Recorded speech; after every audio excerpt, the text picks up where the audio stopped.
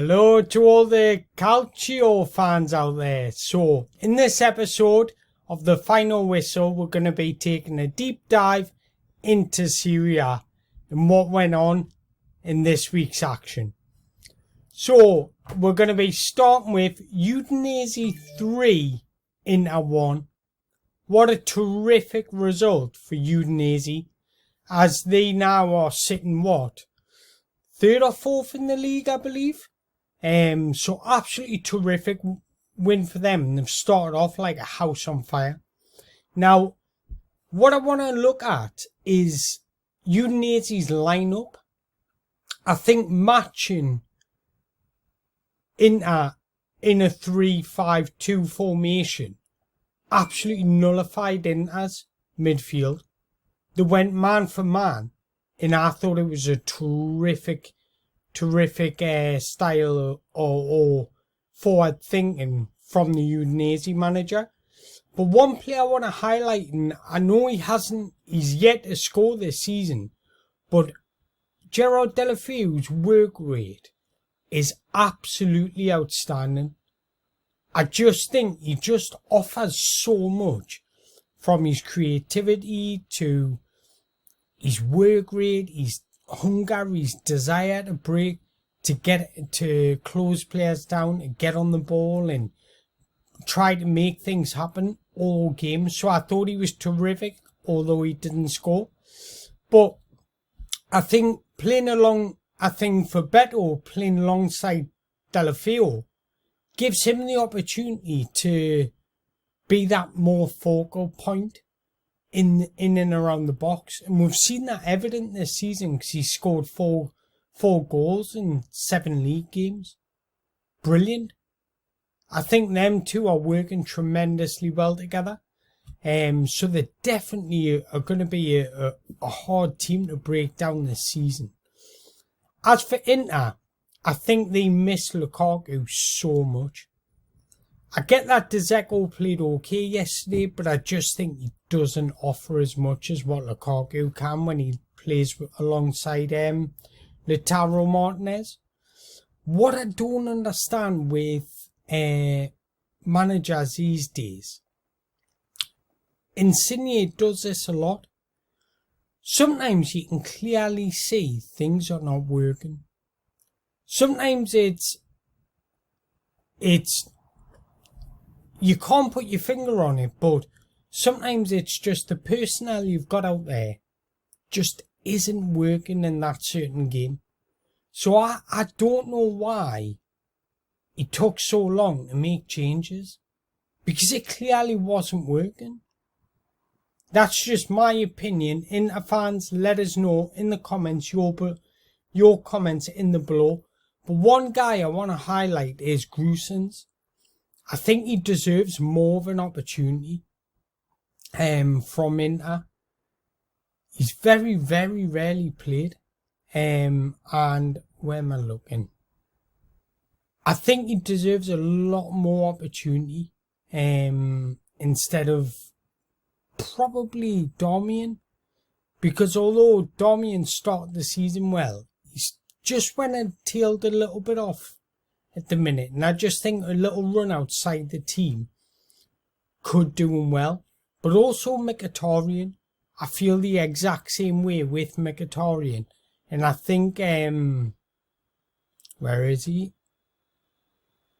Gilardini deserves more of an opportunity, especially when you come up against these sides like Udinese. I just think he fits that bill to do well in certain games. So moving on, we've got Cremonese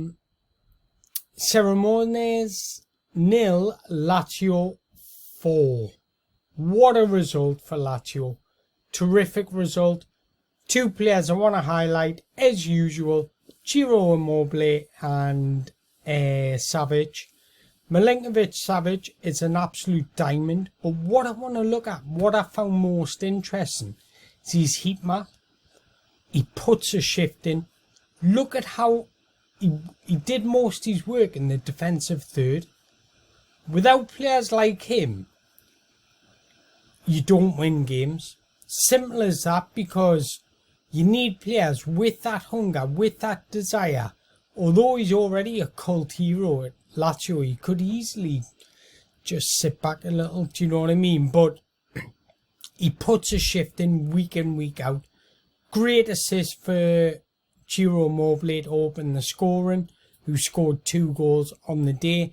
And I think that'll give him a lot of confidence going into internationals, because that's what he needs. He needs to go in there in some form, because when he plays for Italy, he's not as dynamic. He's not as what's the word I'm looking for? He's not as expressive as he is when he plays for Lazio. And I just want him to just do what he does for Lazio. I want him to do the exact same with the Azzurri. So hopefully, because I know Mancini will stick with him, hopefully he can do that moving forward. Another game where to start with Juve. I could do a full episode on Juve alone. And that's not me throwing hate or shade or anything, because like I say, I don't hate any club. There's not one club out there that I really hate. And I want the Serie A and the Italian football to be as competitive possible. So the more the Napoli, Milan, Inter, Roma, Fiorentina, Juve, everyone, the more they do well, the more excitement and enjoyment we'll get out of the league. And in terms of Juve, for years upon years upon years, they've got their whole structure wrong. They've got their whole strategy wrong.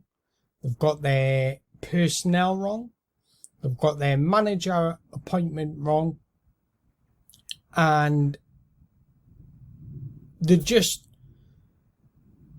can't seem to get it right. And I want to take a look at their lineup. I think Max Allegri does not have the players to fit his system. Not whatsoever. Even if you look at the players he's got out, Locatelli playing under Max Allegri for a while. Pogba will improve them slightly, but I think the one key miss is Chase. I think he's the only player that will improve them. I think the rest of them don't fit Allegri's style. So either he goes, or they have a massive overhaul in the squad. The definition of insanity is doing the same thing over and over again and expecting different results. And that's exactly what Juve are doing. Now today, the Juve CEO has come out and said Allegri's got a project. Now for me, when you've got a project, you need to see improvement from maybe the first month. I would say it takes you the first month to implement that project, and then you gradually see progression. Now, if they think they're moving forward, they're more like moonwalking backwards. And that's not me throwing hate or shade. They think they're moving forward, but in reality, they're moonwalking. And they're just going backwards and backwards. So unless they change that, then they're seriously not going to get anywhere. But take nothing away, I thought Monza were terrific. I think their recruitment's been absolutely on point. From Sensi to Mari. I think they've recruited a team rather than individuals. And that's exactly what they need to try and stay in this league. So full congrats to you, Monza. I thought you thoroughly deserved your win. You were the better team throughout the whole game. And Juve just looked miles off it. So Monza, congratulations to you. I'm happy for you. And hopefully this can continue, because it will be interesting if you can continue this. Moving on to one final game I want to touch up on. is Milan Napoli. Forza Napoli sempre. Even though I always admit I've got a soft spot for Milan, if I could pick a league winner and a second place finished every single season, I would have Napoli win the league and Milan finishing second every single time. The reason being is my uncle pretty much was like a father figure to us bringing up, and he was a Milan fan. But he has passed in recent years, so every time these play, I'll never ever throw shade on Milan. I've always said that, and he really got me into Italian football. Now, why I chose Napoli is because my dad was born in Naples, so I just felt I had to be a Napoli fan. He tried to convert us so many times, but I just wouldn't budge. But I thought, to be honest, this is me being perfectly honest, I thought the game was won on a small margin and it could have went either way. If you look at the statistics, they're very, very close. 51 possession to 49. Yes, Milan had more shots, but if you look, to be fair, most of their work came inside the box. But I just think Napoli did what they did and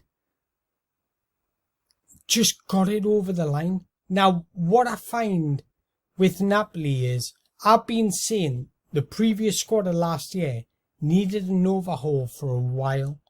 And that's what they've done. They've brought like 7 to 8 air fresheners into the club, just to freshen up the whole club and the whole like mindset of the club. Now, I thought Politano was terrific on the day and deserves a lot of respect. I think in the final third, he worked really hard. But I want to point out the midfield three, and I thought Marco on Italian Football pointed this out tremendously, and I agree with him. He said collectively they are the best midfield in the league. Individually, probably wouldn't be, but as a collective unit, they're just so cohesive and it's beautiful. Now, I want to give credit to Milan because Milan did, I think Milan, Tonali and Benacer deserve so much credit. They're absolutely terrific game in, game out. Both of them. And the two of the most underrated players in Calcio. In Europe, in fact. In Europe. So full credit. I think it was a game won on small margins. But I want to point out Kvara because I think he's an off-the-cuff type of player. In recent years, we've seen players brought through academies that are like, they've been brought through a lab. They need to be at certain players at certain times, etc. But with him, he just plays a football like how he sees it. He allows a game to flow and he allows his game to flow. And he just has fun out there. And it's beautiful to see him. We should have more players like him. So, Calcio fans, if you like this video, please hit the like button. And don't forget to hit the subscribe button. It really goes a long way. But I want to interact more, so feel free to leave your comments in the below what you feel about the Italian football, anything that I've missed out or any improvements I can make. I really appreciate you guys watching. Thank you very much. And hopefully you can enjoy the international break, as sad as it may be. Take care, guys. Thank you.